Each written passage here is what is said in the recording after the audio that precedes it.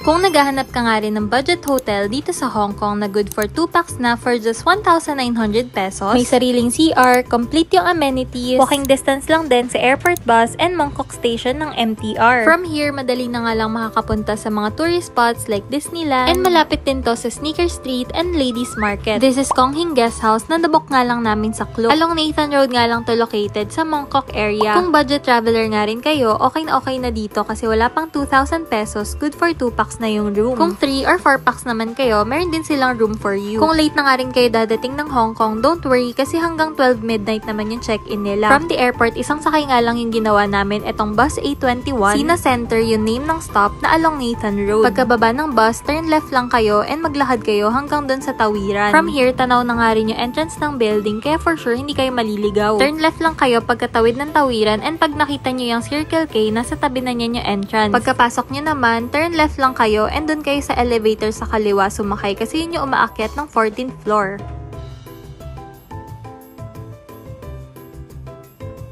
Medyo malawak na rin naman yung elevator nila and pagkaakyat nyo nga sa 14th floor, kaliwa lang kayo ulit. Room 1417 yung reception ng Kong Hing Guest House and nagbigay nga lang ako ng passport para makonfirm nila yung booking. Nasa 17th floor nga yung binigay nilang room sa amin and medyo nakaka-confuse yung elevator nila dito guys kasi isa lang yung pindutan, going down lang. Pero yan, pag pinindot naman namin 17th floor, inakyat naman kami ng elevator.